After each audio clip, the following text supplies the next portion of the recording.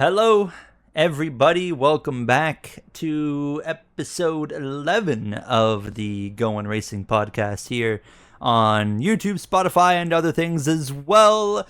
You got just the usual, myself and Jay Cook, who just reacted to the Winnipeg Jets getting scored on by the St. Louis Blues there in the second period with 34 seconds left. But we're not here to talk about hockey because we're a NASCAR and I don't know. I think I get more enjoyment out of that podcast. You need to shut up.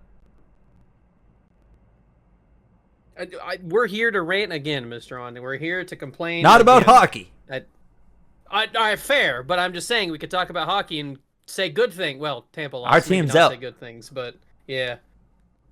So, what did we watch today? I watched all three races today. We had IndyCar, we had F1, we had NASCAR. Quick summary before we dive into them. IndyCar sucked. The first IndyCar race I've watched this year, and I regretted it. F1, it wasn't bad. It wasn't great. Definitely, I know you and I have some ranting things to do there. NASCAR, yep.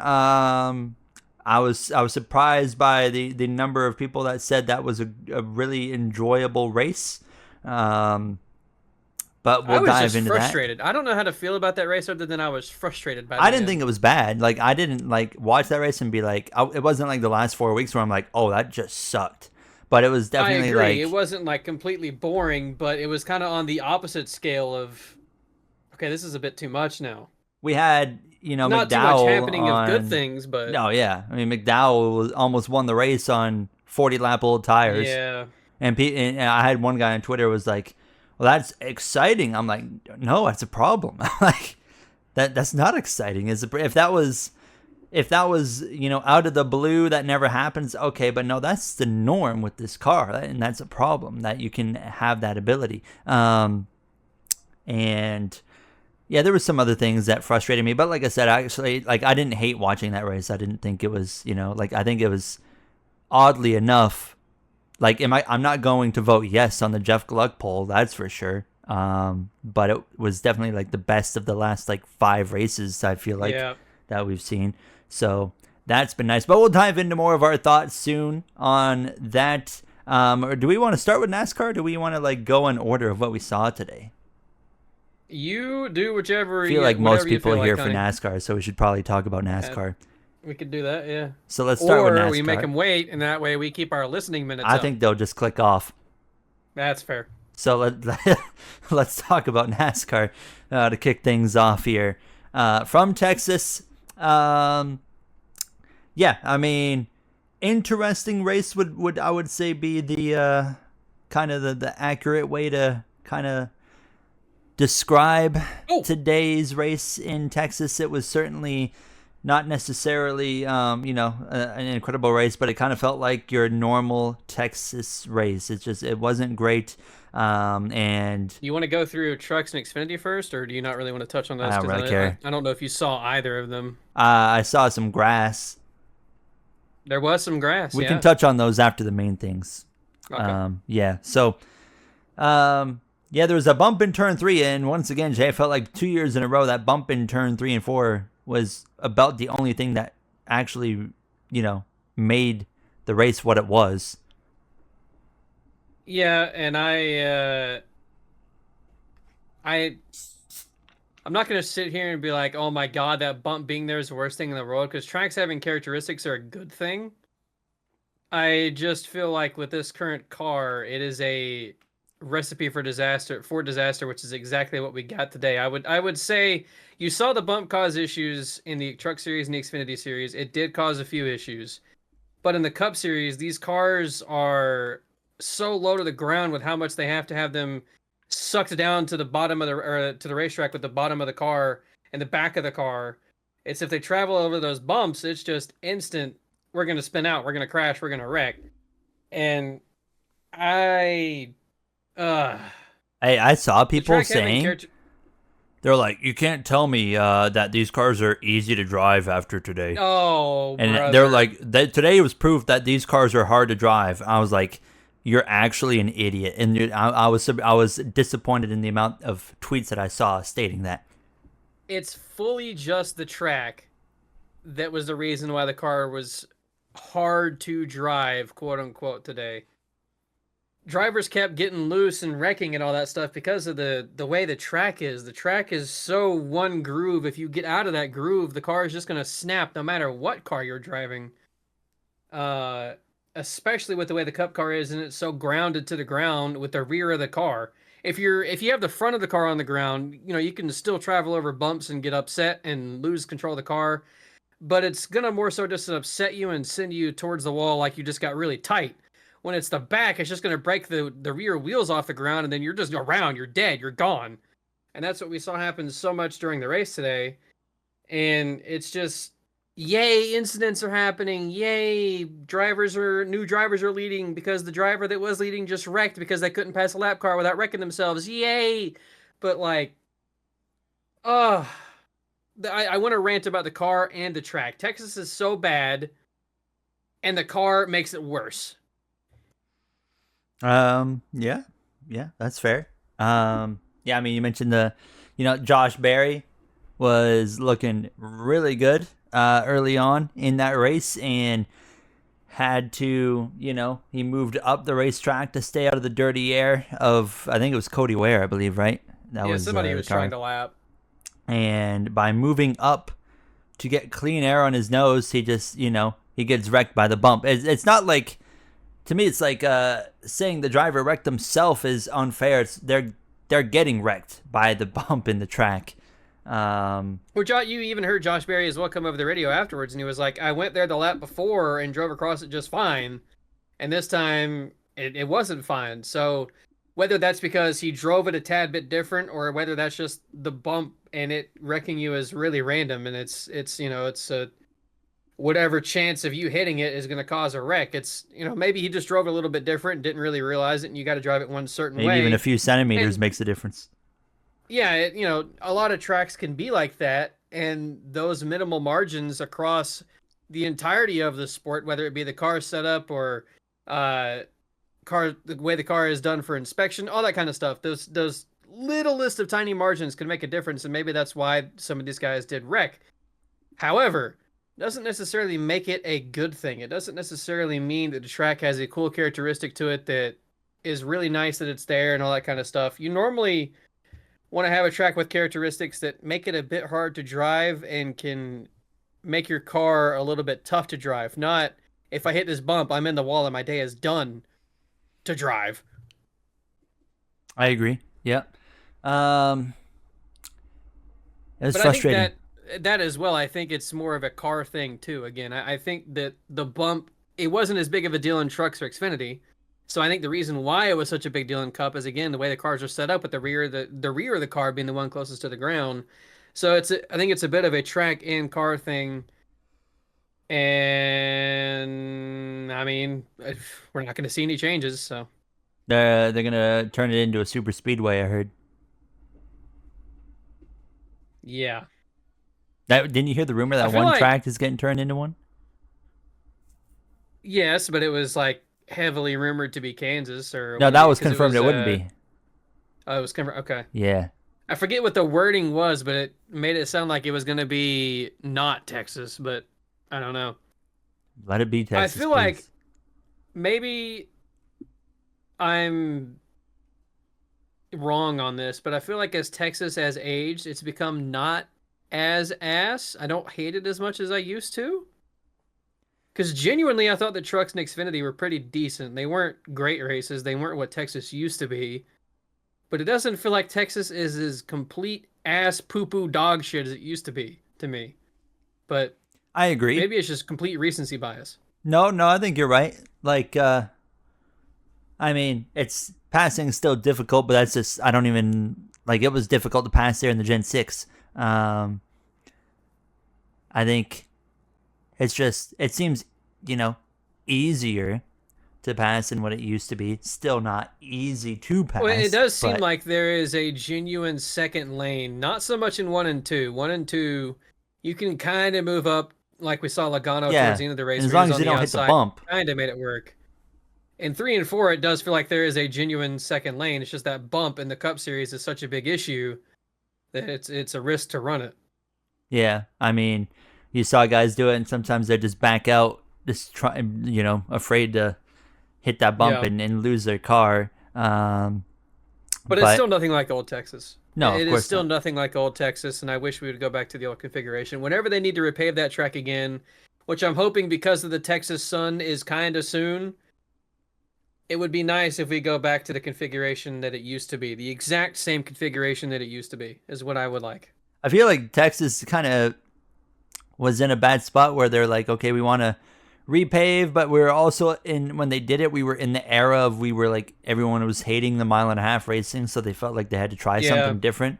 And like if they would have stuck with the normal configuration, we could have been feasting when like next gen showed up to that track. But instead, Which is here we really are. weird. And again, maybe this is a nostalgia thing. Maybe it's a Texas is so ass now that those races back then looked good. But every time I look at an old Texas race, I'm like, why did we change this track? 2015 Every was race here terrible. was good.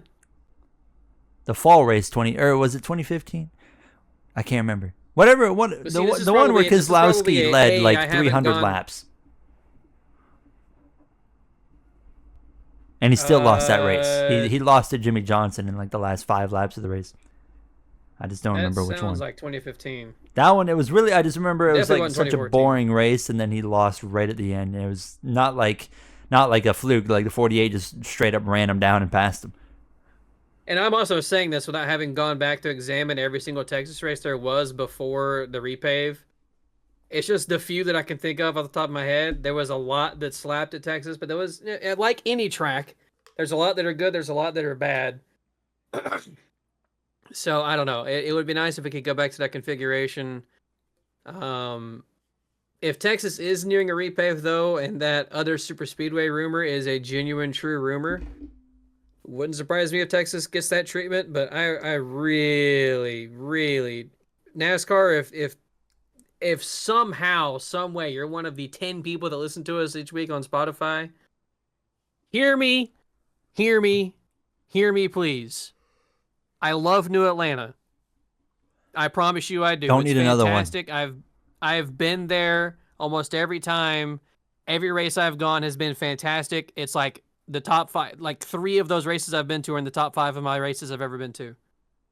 I do not want another track that is like the Atlanta Superspeedway now. Please do not give us another one. We do not need more of that. Do not do the early 2000s NASCAR where you saw the success of Charlotte and a few other tracks and went, hey, let's make exact copies of these tracks and put them in 10 different locations. And now all we race on is the same mile and a half every week. Don't do that. Don't do that. We need more unique tracks. Atlanta is unique. It's working so far. Keep it unique. We don't need more. I agree. Looking at the actual race, Austin Cindric won the first stage. Hocevar, by the way, I will talk about him a little bit later. Had a strong race. Yeah, until he didn't. Yeah. Kyle Larson, stage 2 winner. He was looking good. That 5 car, I mean, he fell off a cliff in like the last 25 laps there. The restart that McDowell got him on, he just. I think it was like within the last 10 laps, but it was something like that. Yeah, the last still couple of finished restarts fourth. where McDowell passed him, he fell off a cliff, and I think it's all just because of yeehaw aero dependency in this car. So great. Well, I did see on the radio he said the last run he just got super tight. Probably because but he was behind cars, so aero dependent. yeah. Exactly, aero dependent. So it just kind of nerfed him there. And of course Joey Logano ends up winning. He started 27th, I think it was. And where was Logano in stage 1? Outside of the top 10. Stage 2 outside of the top 10. The top 10 in both. Yeah. Finds his way to victory lane, and I don't even know. He just kind of, that final stage, he just kind of showed up, and Yep. he was just kind of there. Found he a suddenly way. showed up when they were hyping up Blaney so much, and then Blaney couldn't do anything, and Logano could.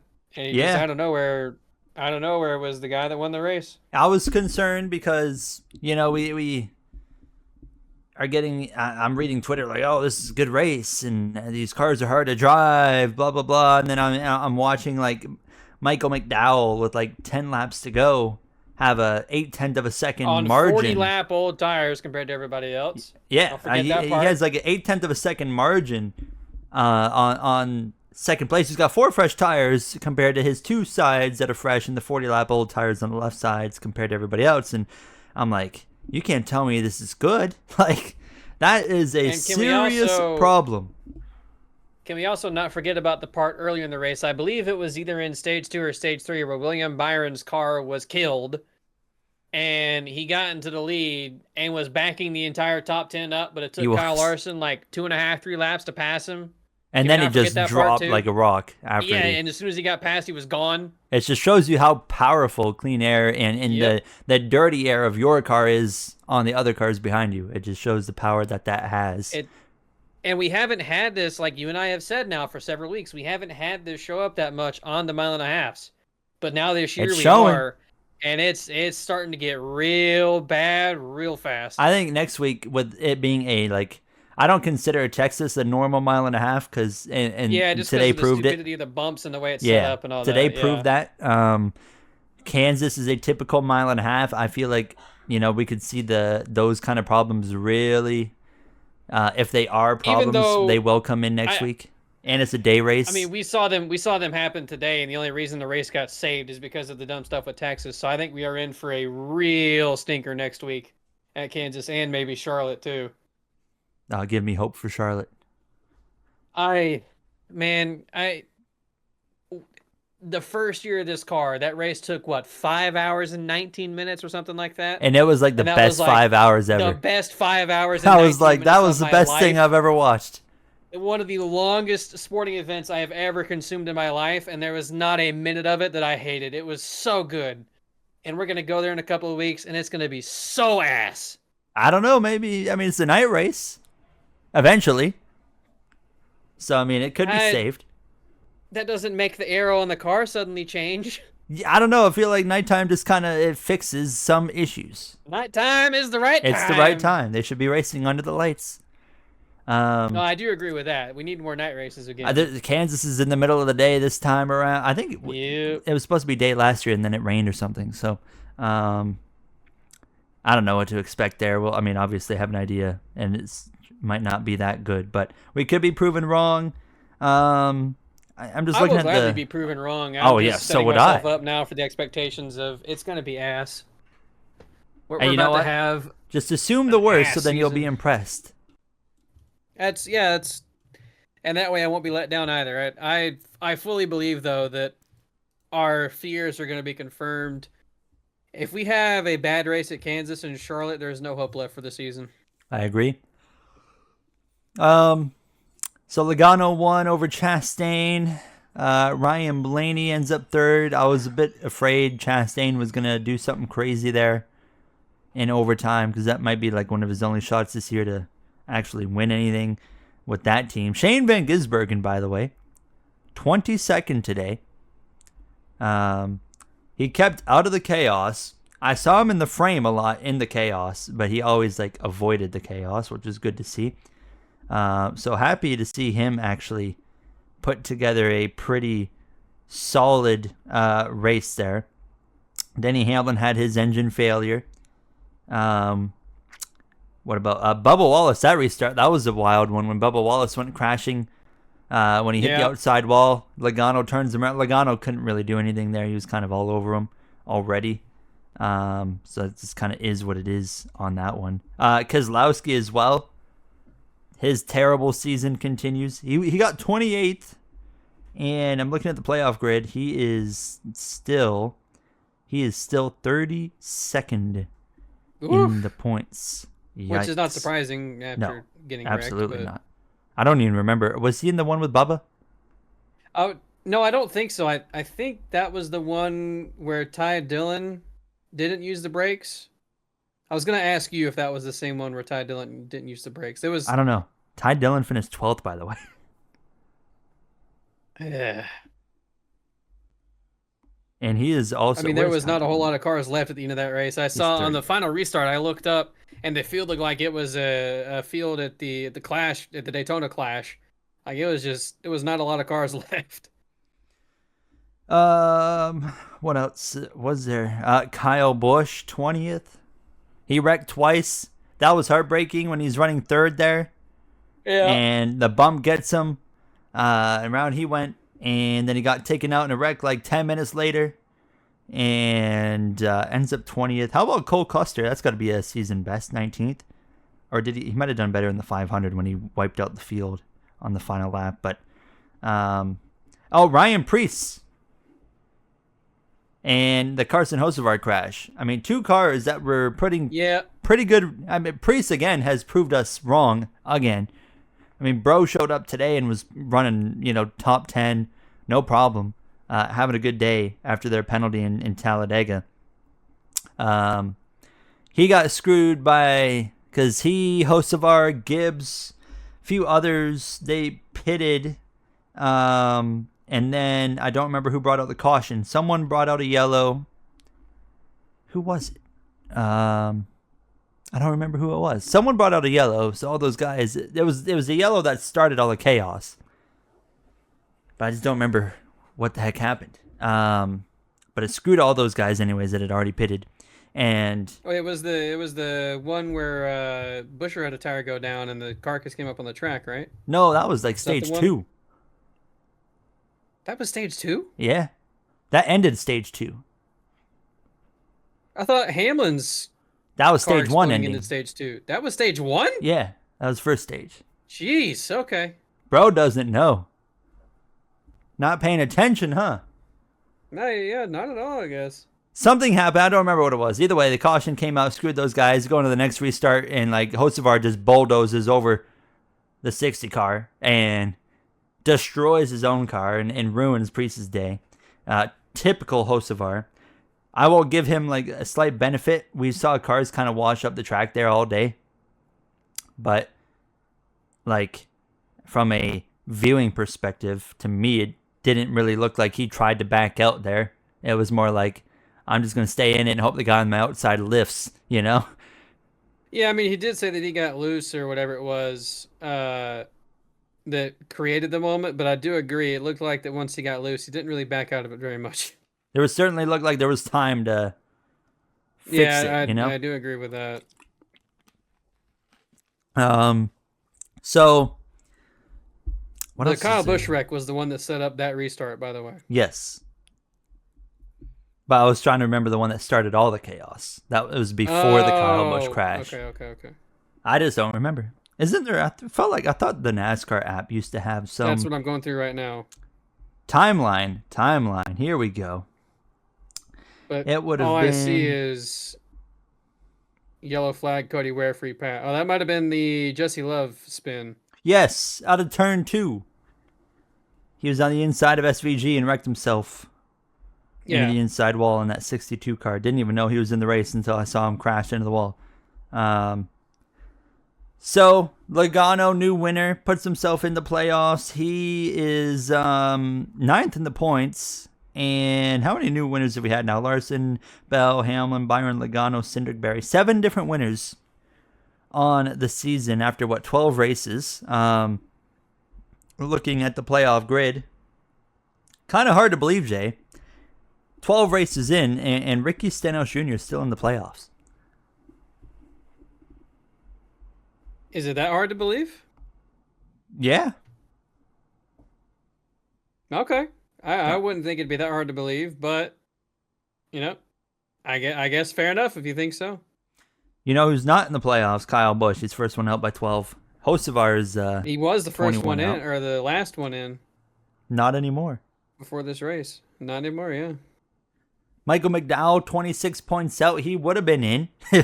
He would have been in if he didn't wreck his car right at the end there. How about the McDowell block on Joey Logano? I mean, that was like the block of a lifetime. I mean, he drove him. I never thought in my life I would see someone block to the apron on the back straightaway in Texas. Basically down to the wall. I mean, it was almost to the wall, and I think the only reason that Logano passes him is because they both had such a terrible line going into the corner that at that point McDowell's tires were so old that he couldn't hold it together and had to slow down more than Logano did because they both had to check up a ton. But McDowell just had to check up so much. That's the only reason why Logano got passed. And I think it was either Boyer or Harvick mentioned that if he had just stayed where he was and side drafted Logano, he probably could have stayed side by side going into turn 3. And I do agree. I think if he had just stayed straight, not blocked like that, he could have side drafted, and they could have stayed side by side. But he decided to get uber aggressive with it, and it didn't work out. And then, of course, by that point, he loses the clean air. He has the old tires, and Blaney goes to pass him, and when he does that, he loses the air on the front end and just gone. I think also that block could have worked if it wasn't on like Logano, who has like, massive Maybe. balls, and he's that type that's just like, yeah, I'm taking this. If you did that on like if you made that move on a Ryan Blaney, for example, I feel like Blaney would lift. But I mean, either way, it worked out. Then yeah, McDowell 2 corners later is junked himself into the wall there, loses the air on the nose. Destroys the car, ends his day, and he ends up finishing, wherever he ended up. Actually curious to see where he did end up. Michael McDowell, 26th. Okay. There you have it. Cindric in 25th. Hocevar 24th. There was the Tyler Reddick crash too, where he just kind of turned himself off of Suarez there, like almost like he didn't know the 99 was there. He just kind of came down and wrecked himself. Which is fair if he didn't, because Suarez was just barely there by a tiny bit. He still ends up, 21st or so. So overall, an interesting race. Not incredible by any means, but not the worst Texas race that you're ever going to see. So I'm interested to see how Kansas goes. I don't really have anything left to say, I feel like, on this race. I don't really have much of a rant to make on Texas. I don't know, if you got all your... I don't know if I have much of a rant for Texas as so much as I do the car again, but then again, it's just repeating the same stuff as we've said before. So I don't know if I have much to rant about NASCAR-wise. It's just this car is really showing how complete ass it is, and we're seeing it at 1.5 miles now, which we didn't see before. It's getting to a point of, okay, we've lost this car. We've lost the excitement from this car at just about every single track we go to. What the fuck is the point anymore? I saw I think it was oh hell, I can't remember who it was on Twitter now, but they were like, I've been a fan of NASCAR my entire life. Like, never skipped a race intentionally. But it's getting to a point where I feel like I hope I don't get to a point of wanting to intentionally skip a race just because of how bad this car is and how bad the racing product is right now. And I kind of have to agree. It's getting to a point of where it's like, what's the point of watching? At the 1.5 miles, it's still not like that, but at a road course or at a short track, it's like, well, okay, let's watch qualifying. Oh, Kyle Larson got the pole. All right, he's gonna win. We'll watch again next week. It's getting really frustrating. The broadcast doesn't help. Fox specifically does not help. The things they do are still really annoying and stupid. I'm frustrated. I feel that. Xfinity, we can talk about. Chris Wright was in the race. He was. He was in the race. Wish he wasn't. I didn't see. I only saw that clip, and then I got home and I caught overtime and watched Larson. Was it overtime? Yeah, it was 2 laps, right? Oh, either way, Larson won that. But how about Chris Wright and taking out Justin Allgaier? From what I understood, the 7 was like the car to beat. He was like dominating this race. He was pretty much dominating, yeah. And Chris, he's coming up on Chris Wright. Has a very fine NASCAR resume.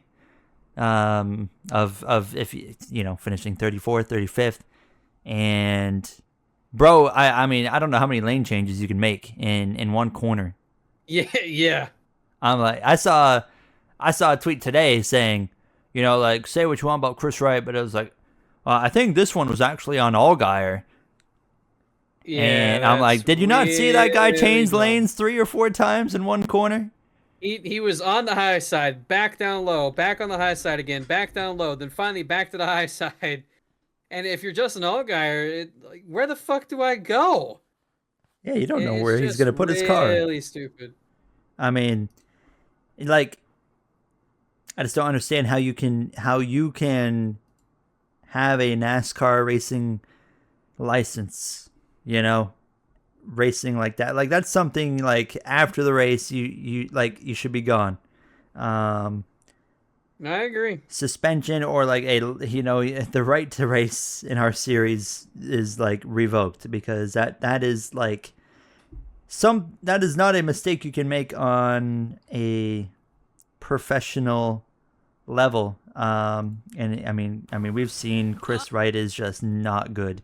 So, there And I was the was whole trying to Atlanta thing. find the quote of what he said after the crash, of the reasoning he gave or the excuse he gave or whatever. Because I don't want to be wrong here and misquote things, but I'm 99% certain he was like,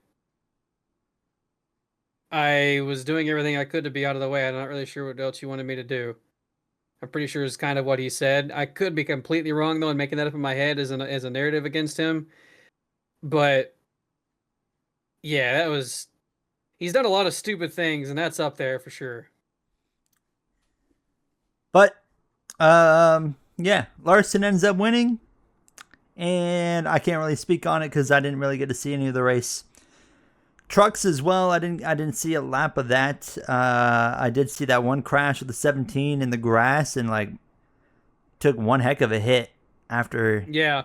going through the grass and destroying their truck. I don't even know who drives the 17. Is it Tanner Gray or is it someone else? No, that's Rogero. Oh, Gio Ruggiero. Okay. Um, Absolutely destroyed his truck and killed a few other trucks in the process. So, um, I don't know. Do you have anything to talk about that? Who won? Corey Heim? I believe it was Corey Haim. The finish to it was pretty exciting. The last like couple of laps are pretty exciting.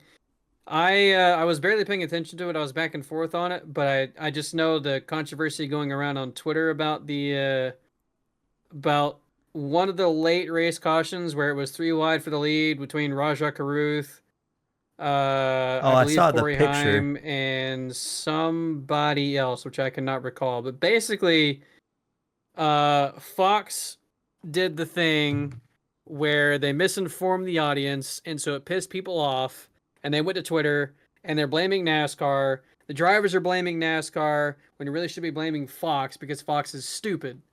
Because when a yellow gets called and it's not on the final lap, it goes back to the last scoring loop. And the picture they Which were I still think is showing was at the stupid. moment of caution. No, I don't agree with that. I think it should go back to the last scoring loop. I disagree. If Okay, I why do you take the disagree? if I take the lead on a restart, like example, um, if I find half a car length, 3/4 of a car, I don't even have to be clear. If I'm 3/4 of a car length lead at a turn two, heading down the back straightaway, caution comes out because of the scoring loop. I go back to second. Restart. You end up losing the race. I'm pretty upset about that. I had the lead. I was leading the race, but because of a scoring loop, you're going to put me behind a car that I was ahead of at the time of the caution. If you have the technology to do it at the end of a race, on the final lap, whatever, why can't we use that throughout the entire race? Okay, so let me ask you this then. Do you like the amount of time that cautions take in NASCAR? I will. Especially when it's towards the end of a race. Would you like to double that or maybe triple that? The How often do we have several cars in a neck and neck battle at They would timings have of to a do it caution? for every single car on the track, and they would have to go through and manually look at where every single car was at the moment the caution came out. It would take 30 of time. the It would 36 take weeks, that's time. not a problem. It would take time to go through and see where each car was. Okay, There's it's also another reasoning 2025. too We that need better there's also technology. another reasoning too for it that there was a pretty good reasoning that I can't remember right now because my memory is so god awful but I saw a reasoning for it get brought up this past weekend of why it should still happen. Uh, I just cannot recall currently of what it was. But I think the caution going back to the last scoring loop is a good thing. I don't think it's that big of a deal. I just think that your broadcast partners need to know the rules and need to know what to show and not confuse the audience and then piss half the people off at themselves and piss the other half off at NASCAR when they should be pissed at Fox for showing the complete wrong thing. I just don't like the leader losing the lead when they rightfully took the lead. Obviously, we don't see that often, but we have seen it. It has happened before, I multiple mean, I guess times. that's the case, but if you're going off of the rule book and if the rule book says last scoring loop, then are they the leader if they haven't crossed a scoring loop as the leader? I mean, is that car ahead on the screen? I suppose so, Are my but balls again, round? but again, if the rules say that it goes by scoring loops, let's say that the start finish line it is a scoring loop. If they cross the start finish line ahead and that is a scoring loop, then they're the leader. If they cross the start finish line and then they lose the lead 5 feet later, are they now not the leader anymore? Yes, correct. They've lost the lead. There should I should have be. put the. It's Never mind. 2025, Mr. Cook. You're telling me we don't have technology to conveniently do this? Maybe they do. Maybe, Oh, I maybe know they they could. do. Maybe they could get some technology to do that. But NASCAR it is would stuck in the cost Stone money. Ages, so they currently don't. It would cost money. They can't be bothered to spend any money right now to overhaul anything. Um, I don't think the scoring loop thing is that big of a deal. It's just no, people it's blow it out not. of But I mean, proportion, there's first of times all, where it and will become an secondly, it's issue. when you have your broadcast partner not knowing what the rules are and misinforming everybody of what, and including the drivers too, and misinforming them of what the of who the leader is and what the procedure is and the rules are. Then that's when it becomes an issue, and that's when it's like, okay, fucking fix your broadcast and learn how to display the information properly, please. I think we should move on from NASCAR now, Yeah, that's fine. and I want to talk about IndyCar first because there's nothing to talk about, so we can get that out of the way. We never talk Other about than, man, it's IndyCar. boring. We never talk about IndyCar, but we watched IndyCar today. Jay didn't even know the race was on at the time. Well, I didn't know it had started yet, but And I wasn't planning on actually watching it, but then my dad was like, why aren't you watching it? I'm like, okay, well, let's throw it on. And oh my God. I mean, and from what I heard is it's the hybrid engines have made the racing worse on road yes. courses. And for a series where their drivers, their promoters tell me all the time, we are way better than Formula One. And then the first race I tune into this year is like one of the most boring races in the contention for a top 10 most boring race I've ever watched. I mean, it was just a complete snooze fest. I mean, Alex Palou drives away from the field, leaves them all in the dust. And then the only time they were hyping up anything, like, oh, this is extremely exciting, this is great, it was guys on warmed up tires passing cars on cold tires that it left the pits. And I'm like, there ain't nothing exciting about that. That's not a battle. That guy was just hanging on, getting his doors blown off. How is that exciting? I did not like the race. Yeah, there wasn't, and even then, if it was exciting stuff going on, it was for 15th place.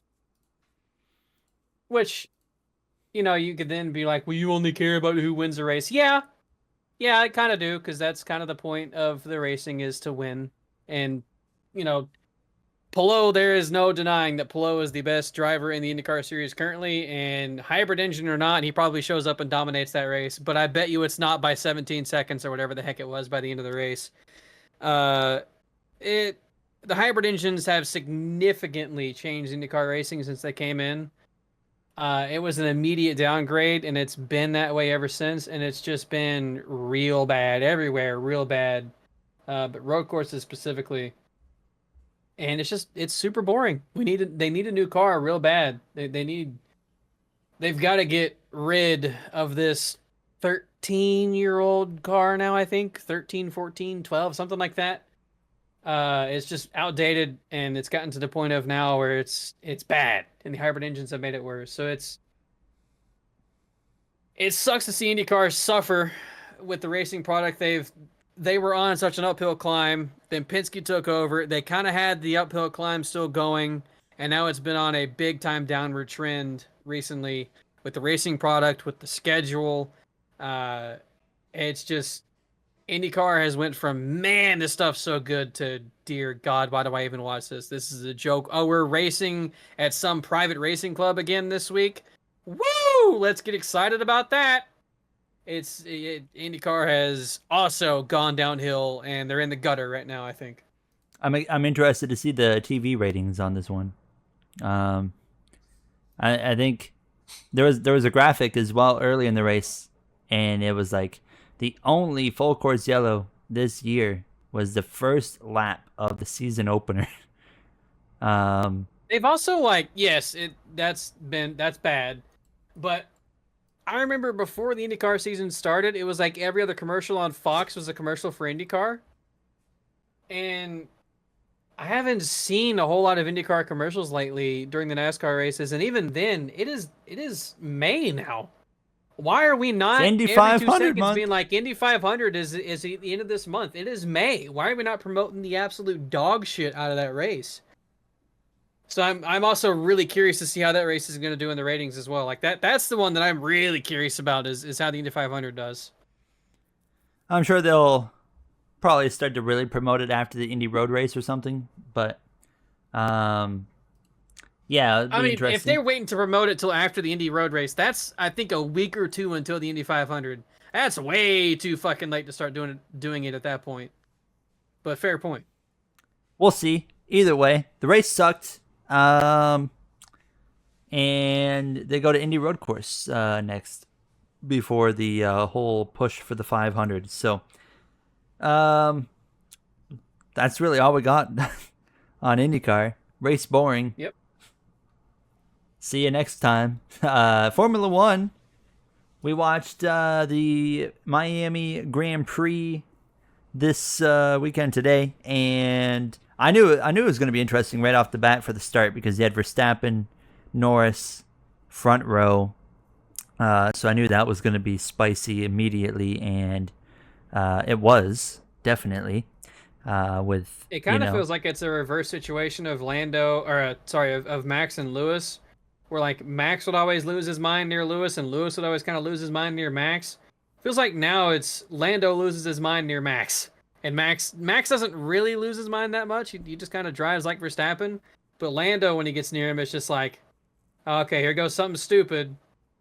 Yeah, the problem is like Lando has zero intimidation factor, you know? Like, yeah, he's just got like a broccoli head. He's got broccoli haircut, and I'm like, you can't take him seriously. And he, I mean, turn one, they get through okay. Then they go down into turn two. I mean, Verstappen, I mean, clearly just, he drives him right off the racetrack. But after, Verstappen got ran off out of turn one in Jeddah. And, I mean, I don't blame him obviously he is going to do it regardless. But I'm like, okay, like, that happens to you. Of course, why aren't you going to do it when you get the opportunity to do it? But obviously Verstappen's kind of the one that kind of made that move in itself the kind of common move to do. Is just our rant. I already know what we're going to rant about, and It's just the lack of ability for side-by-side racing. And today was a great example with just Verstappen and Norris early in the race, of course, when of Max, and when Piastri was trying to get around Verstappen, Max was doing everything he could to put him.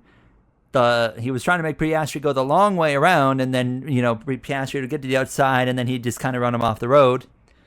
Piastri eventually got by him, and then Norris eventually gets there. Same situation. But obviously, with Norris, I think Lando's got, how many extra years does Lando have compared to Piastri. I don't know, 3 or 4. I feel like he's got so much less racecraft than Piastri does already. Like Yeah, I agree. he battles with Max and it goes wrong because he's not good at it. Where Piastri, he finds a way and he eventually gets the job done without creating like a hassle to it. Well, Where Norris, it's the opposite.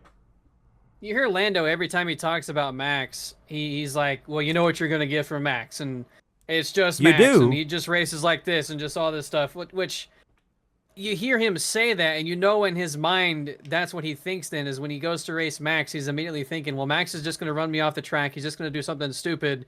So I think he tries to overcompensate and over prepare for that, and then just winds up doing something dumb himself and screwing himself up because he's trying so hard because he has it in his mind that Max Verstappen is just going to wreck him if he does something, if he does anything and gives him the opportunity to, he's just going to wreck him.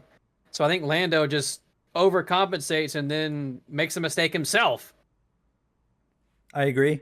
I mean, Norris got to the inside of Verstappen at the end of the long DRS straight. The first one ran him completely off the track and himself, so he ended up giving the spot back, and obviously that's costing him time. And eventually he gets the job done cleanly, and he's able to drive away and so on and so forth. Piastri wins the race.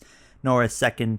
Verstappen falls to fourth behind George Russell. But you mentioned it as well.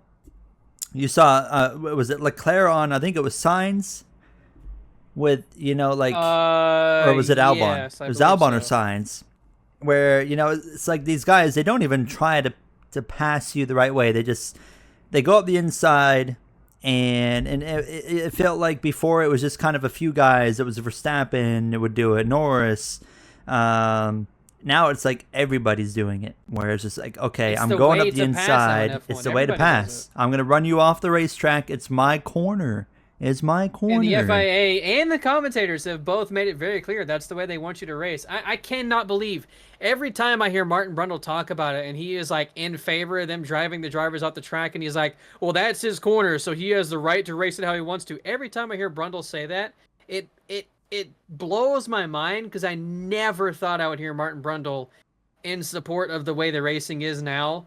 It's just fucking insane to see everybody on the side of, well, it's his corner. Obviously, he can do how he wants. He can race it how he wants. He got a bit to the inside, so now he has full room and full ability, or full capability, to just go in there and send them off the track, and that's now his racing room. He doesn't have to leave the room for them on the exit and all this stuff. It's like, what? That's not racing. Yes, you do. You do have to give room. You have to race. It's so dumb. The whole my corner. As soon as you use my corner as an excuse, it's just like it's a lame excuse for you saying you do not know how to race wheel to wheel. And it's insane that the FIA has supported it. And as much as I hate the drivers doing it, I can't say I blame them because it's on the FIA for not doing anything about it. And then you see Verstappen do it so much and he gets away with it, where it's like, well, I got to start doing this now too. And then it goes through the entire field. Now everybody's doing it. And it's so dumb.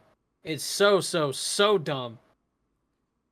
I think it'll hit a point where it'll come back, like it'll get too extreme and they'll start to kind of clean it up, start penalizing drivers for doing it. Just kind of how it always goes. I think it always goes in that way, where then it'll come back the other way, and it's okay. We gotta make sure they're racing wheel to wheel again. Then it'll go back to what we have now. Like it always goes back and forth. But yeah, I mean, maybe it's stupid. It's stupid either way.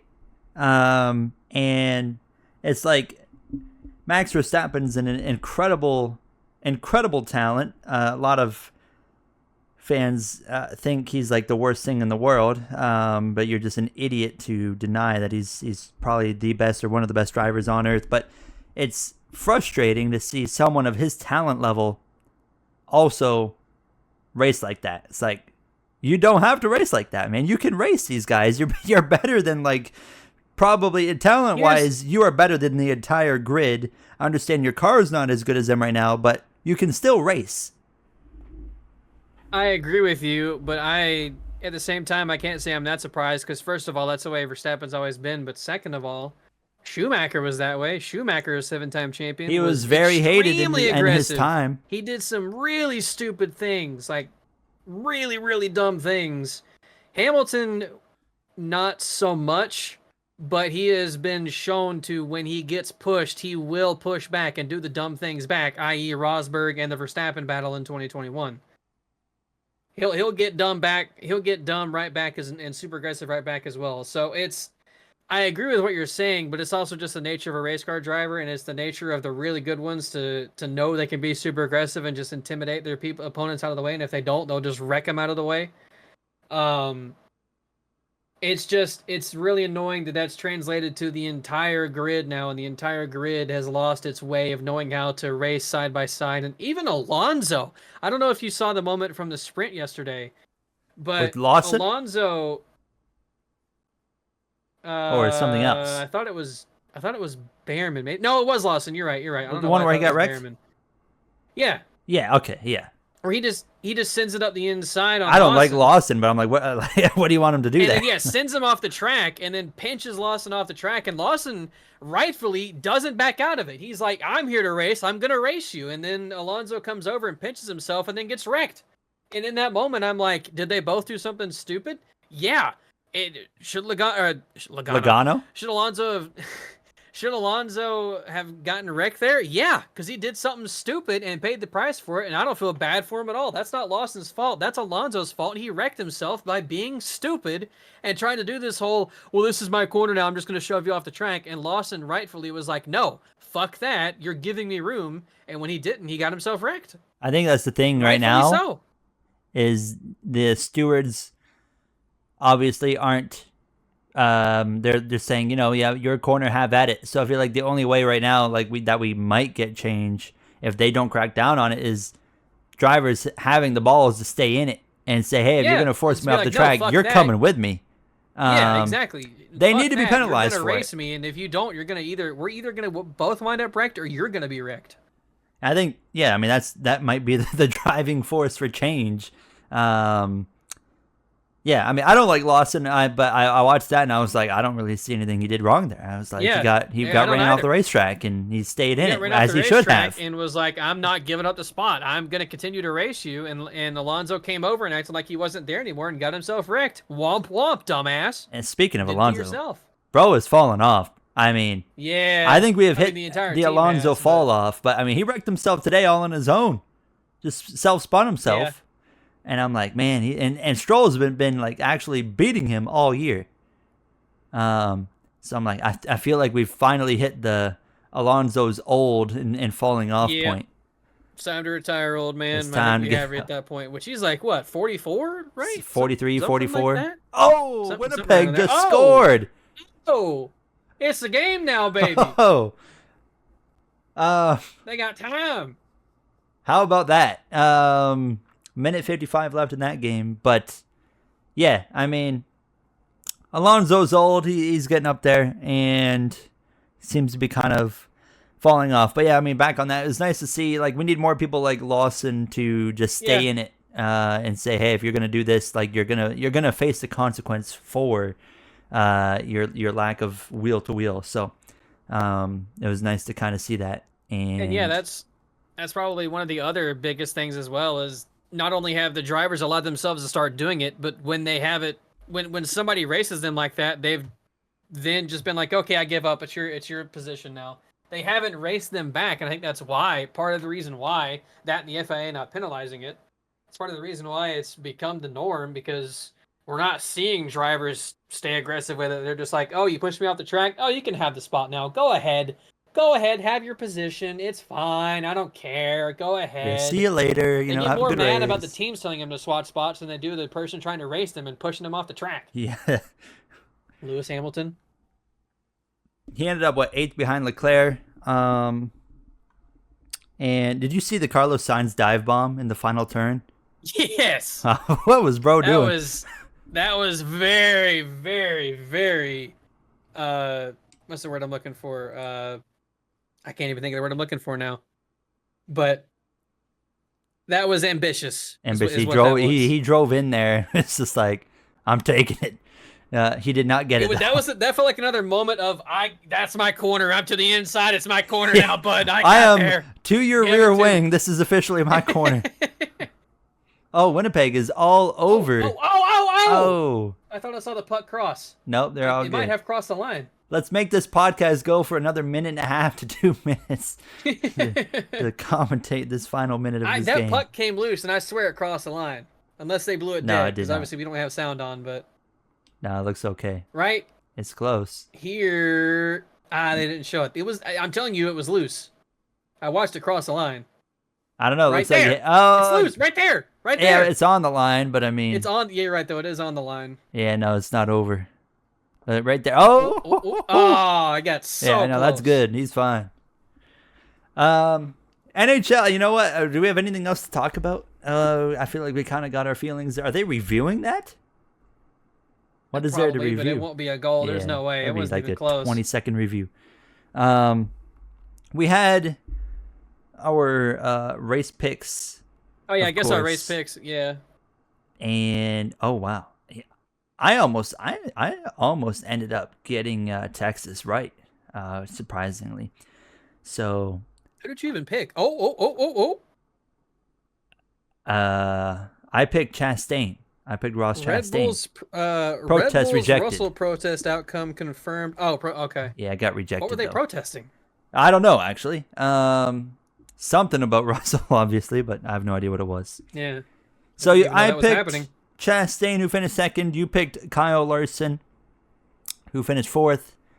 So I went out on a score I still don't have on a head-to-head, but either way, I get to pick first for the Cup Series this week. Kansas. I feel like there's only few options realistically to go for. And since I have pick number one... Especially with the car the way it is nowadays. That is true. With the first pick, I'm going with the number 5 of Kyle Larson in Kansas. Wow, I could have seen that one coming. I know, bold. Very bold. I am stuck between Reddick and Blaney. I'm going to go with Reddick. Tyler Reddick. He had a really quick card today. He did. Obviously, it didn't really matter, but... Xfinity. Are we still reviewing this? It looks like it. I don't know what there is to review, but... Oh, wait. They might be reviewing where the puck came from because it bounced off his leg. I wonder if it bounced off behind the line? I don't know. I don't know if that would count. Xfinity Series, I picked Sam Mayer. He finished 5th. Jay picked Jesse Love, who finished 7th. I beat you again. Dang it. Boom. Kansas. Wait, are they racing?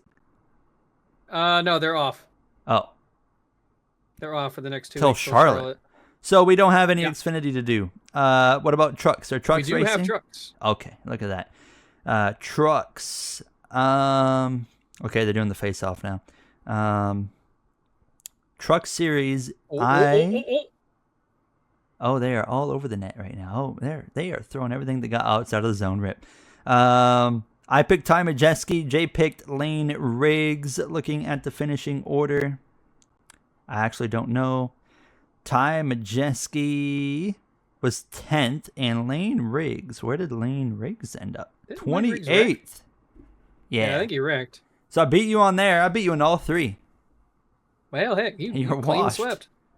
I'm going with Corey Heim for Kansas. And now Yeah, that's probably a safe pick.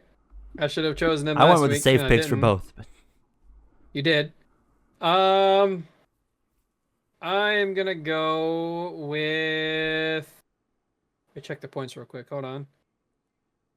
Chandler Smith is 2nd in the points. Wow. He's got to pay for that.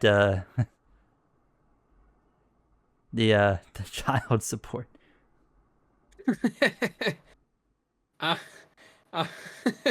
I'm gonna go with. I'll go with Ty Majeski. Why not? Majeski. F1's off this weekend, so that's all we have. Cup, trucks. I got Larson. Jay has Reddick. Is IndyCar? Oh, I guess we don't really. We don't pick care about IndyCar. Yeah, okay. Alex Pillow. Yeah, there you go. Alex Pillow for me too, I guess. there we have it. The Winnipeg Jets game is about to end. They got 35 seconds left right now. Goes a puck to number something. Yeah. I can barely see it because the screen's small. Idiot. But either way, it looks like St. Louis. I really, this is the one year that I want to see Canadian teams really do well in the playoffs. And right now it looks like one of them's about to go out here unless something happens in the final 12 seconds. But they're in the corner. They're just going to try and hold it. Oh, they got it out. They got one shot, literally. Oh, that was terrible. No way. Oh, it's in the net. Holy shit. It's in the net. Oh, my God. 1 second left. God. 1 second. Oh, my. I didn't mean to scream so loud. That was insane. Oh, I'm sorry. The people listening on the podcast, I probably just completely made them go deaf. Can you believe what you just saw? It didn't even come over on the mic on Discord. Oh, it was so loud. Out and it probably, I don't know if it caught it on the recording. I cannot believe that. Wow. That is incredible. And on that note,